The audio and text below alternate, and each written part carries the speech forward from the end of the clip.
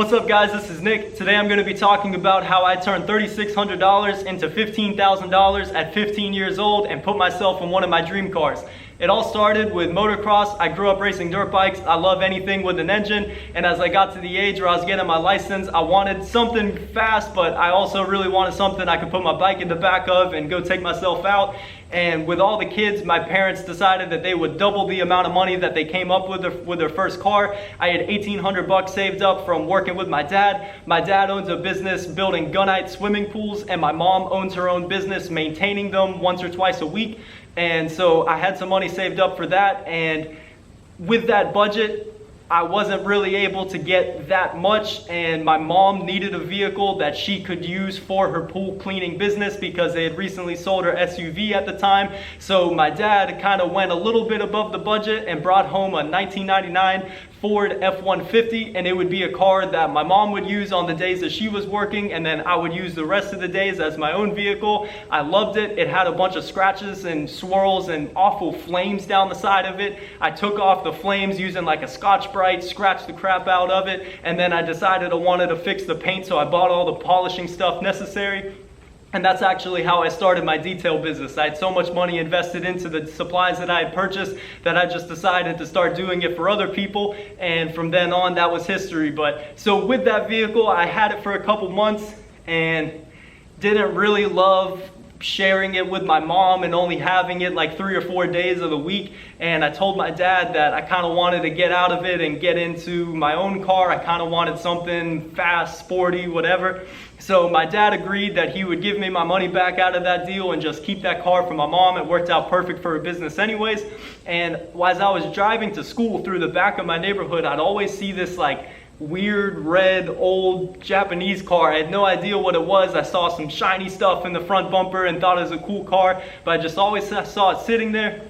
And one day I was looking for cars on Craigslist, and my dream car is a Mark IV Supra. So I just, like, for the hell of it, with $3,600, I looked up Toyota Supra on Craigslist, and that car was the first one to show up. I didn't even know that it was a Supra, but it was a Mark III Supra, like the one I got sitting right here. It was a 1989, it was Super Red 2, it was manual, the R154 7M GTE turbo engine in it, had about 155,000 miles on it, and it certainly had a lot of problems. The whole air conditioning system had been taken out of it. There were rust spots that were coming through the paint, and just a lot of things needed attention on it.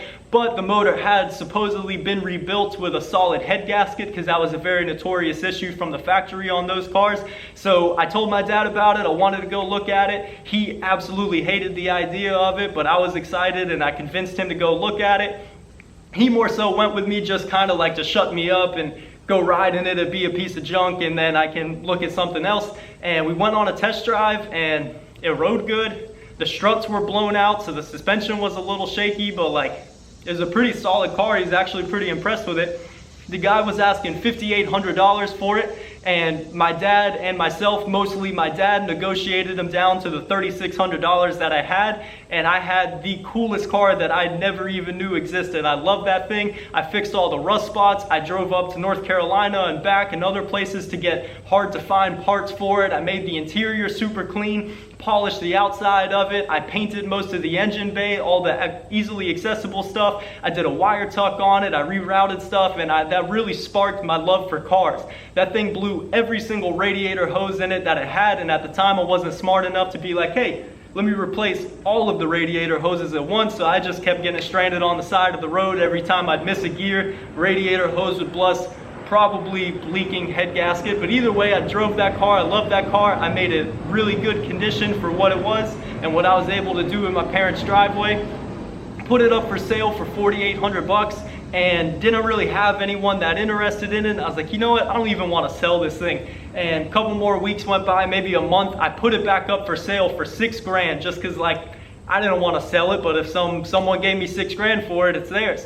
Sure enough, I had a guy that was super interested in it. They're hard to find. Mine was pretty clean compared to all the other ones, so he came and took a look at it. He was blown away with how decent of condition that it was in. It had a non-cracked dashboard. It shifted good, started right up, and he actually wrote me a check for $6,000 for that car. I was blown away. So what did I do? Well, while I actually still owned that Supra, I had a neighbor down the street that bought this 2001 laser red convertible Mustang GT, and they've had it since it was a brand new car. She gave it to her daughter. Her daughter got another car, and it just sat in their backyard. And 5 years ago, we had a really bad flood in our local area, and while the flood happened, the car leaked a lot of water through the convertible top, and it flooded out a decent bit of the inside. It was moldy, there was some water in it, and the whole car looked like trash. It wouldn't start. She asked what I thought a fair price for it would be. I told her $700 because at the time $700 was all that I had. So I paid her that. I bought a battery for it. I put the battery in, started right up, drove it home. I literally detailed this thing, put it up on Craigslist, and within 3 days I had sold that car for $4,000. So that was a pretty big hit right there. I still haven't gotten that lucky to this day to be able to get something like that, but that was an awesome experience. So I had that money, and then I sold the Supra. So now I had a good chunk of change, and while I was selling my car, I was talking to my hairdresser and telling her that I was looking for a new car. She has a 2016 Mustang GT. The performance pack is a beautiful car, and she told me that her old '05 Mustang's been sitting in her driveway ever since she got it. It hasn't started in forever. It's got a salvage title, and she was interested in selling it for pretty cheap. So me and my dad go to take a look at it, and without even getting it started, we saw how clean of a car it was. It was salvage title. We looked at the areas where the damage was, and it had been repaired good enough. The paint wasn't that good, and there are some areas where some body work was cracking and whatnot, but all in all, it was a good 100,000 mile car that was in pretty good shape. So without even starting it up, we gave her $4,000 for it. She insisted that she wouldn't take the money until we got it running. So me and my dad went and picked up a battery, put the battery in it, started right up, drove it home.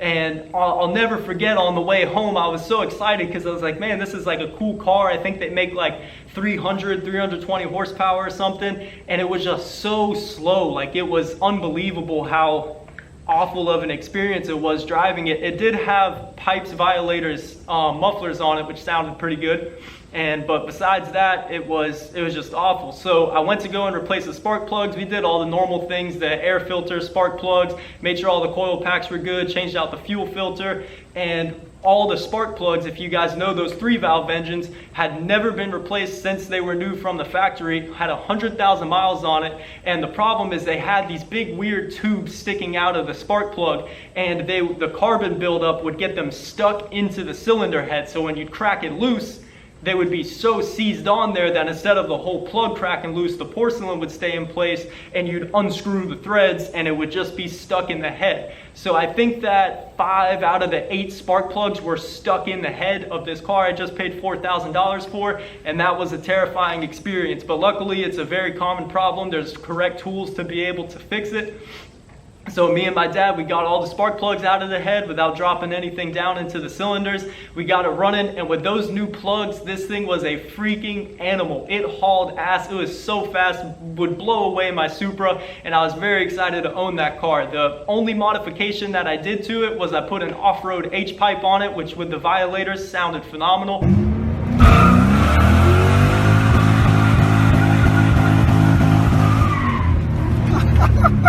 I loved that car, and had it for a little while, and then I sold it for about $7,000. So I paid for it, I put money into it. The money was coming from my detailing business, so gas, oil, battery, whatever it needed, that's where that money came from. I sold that for $7,000, and I had about $8,000 saved up. And before I sold the car, I was looking at a Subaru. I really wanted like a WRX or something, was hoping to find one for like $8,000 or something along those lines. And I see this absolutely beautiful 2004 Blaubai STI for sale on Craigslist. And I immediately recognized it because it was the place that I used to work for, Golden Motors, the owner's car. He had sold it to his employee The owner built it to do road course racing and autocross, so it had all the suspension modifications that you could ever imagine done to it. Sold it to his employee that was more about going fast. He blew the motor in it, cracked the ringland surprisingly, and built the motor completely. It had forged Eagle rods. I don't remember what pistons it had in it. It had headwork done, oversized valves, precision 6266 turbo. Oil system was upgraded. It had the Killer B pickup tube and pretty much everything that you could do to build that car right besides the axles, because shortly after he got it running, he did a launch on it, busted the axles, put some decent ones in there, decided he wanted to get out of it, and he was asking, I believe, like $17,900 for it or something. And I used to work with this guy, so I called him. I said, hey, I'm interested in this car. I'd love to own it, but I only have 15 grand. And he was like, cash? I said, yes, sir. He's like, come take a look at it. So went to go and take a look at it. My coworker Keegan took us for a ride in it, and I kind of told Keegan before, I was like, hey man, like I know this car's fast. It made 455 to the wheel.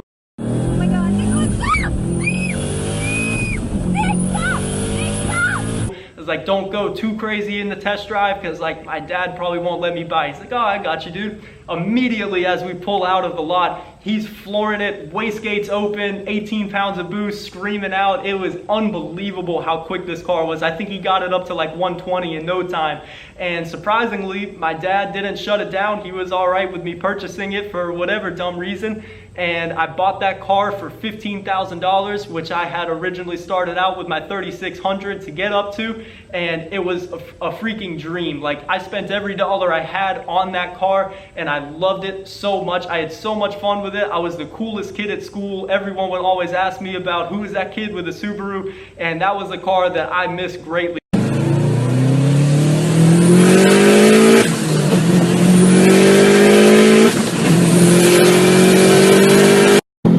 Oh shit!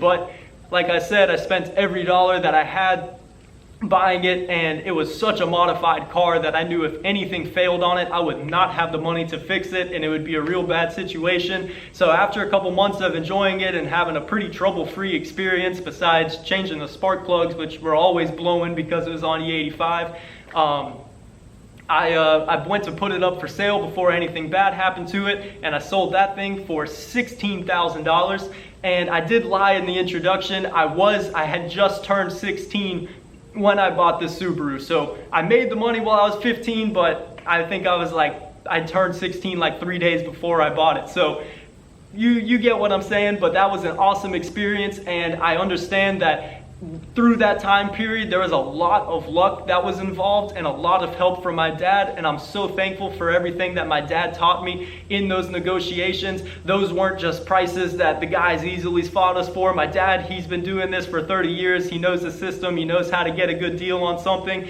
and what I learned from him in that time frame is there's no value you can put on it. I'm very thankful for that. However, I'm also a firm believer in making your own luck, and if you're passionate, you're driven, and you want to go out and you want to go get something, and you put yourself in those situations that lead you to getting lucky, that's where the real luck is right there. It's not just about the stars lining up, it's about you putting yourself in the right situation to go and get it. So don't just look at this and be like, oh, this dumbass kid got lucky. No, I put myself in those situations and the luck came along with it, and I'm very thankful for that. So that was an awesome experience. Since then, I've owned about like 10 more cars, and I'd love to make another video on it, but that's just what I have for you today. So I appreciate you guys watching, and I hope you have a great day.